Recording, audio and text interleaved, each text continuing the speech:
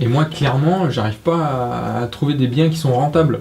Je cherche dans les vitrines, les agences immobilières, et je me dis comment ils font les gars pour trouver des biens à 12% de rentabilité. Je sais pas, j'arrive pas à trouver quoi. Je sais pas comment ils font. J'ai beau chercher, être Ouais, actif. je comprends. La solution, je l'ai, moi. Vous avez l'expérience, c'est pour ça que je me permets de revenir vous voir parce que. Non, mais tout à fait. Non, mais c'est une excellente question. Alors, c'est vrai que il y en a qui sont un peu réticents déjà à la question. Il y en a beaucoup qui se posent la question de savoir s'il faut passer par une agence immobilière ou par un particulier.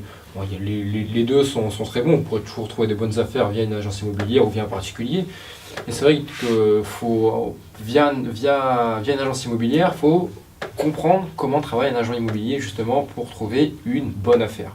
Et il faut savoir que les biens qui sont en vitrine, ce n'est pas les meilleures affaires. Alors, il n'existe pas des vitrines spéciales bonnes affaires. Non, les meilleurs produits ne seront jamais en vitrine. Pourquoi ils ne seront jamais en vitrine?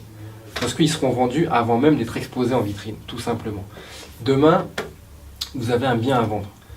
Vous allez démarcher un agent immobilier, vous lui dites voilà, je voudrais vendre mon appartement, je voudrais le vendre 200 000 euros.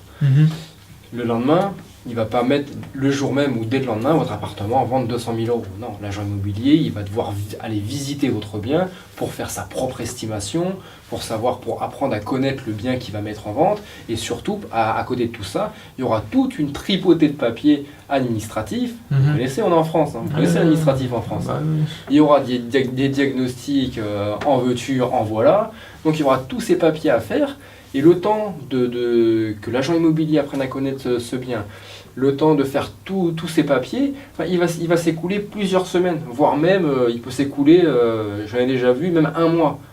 Mais l'agent immobilier, il a déjà connaissance de la vente de ce bien, de ce produit qui sera mis à la vente. Et il y a des petits malins, comme moi, comme d'autres, qui démarchent régulièrement des agences immobilières avec des CV, avec photos, en mettant des critères, vous savez ce qu'on a exposé la dernière fois, avec leurs critères de recherche, ce qu'ils veulent investir, et dès que l'agent immobilier, ça correspond par rapport aux critères de tel ou tel investisseur, il appelle l'investisseur, ouais, allô, là, d'ici quelques semaines, je vais rentrer un bien, est-ce que ce type de bien peut t'intéresser, tel critère, placé à tel endroit, je vais faire il sera à tel prix, je vais essayer de négocier à tel prix, ça t'intéresse. L'investisseur, oh bingo, ça m'intéresse, hop, il est vendu.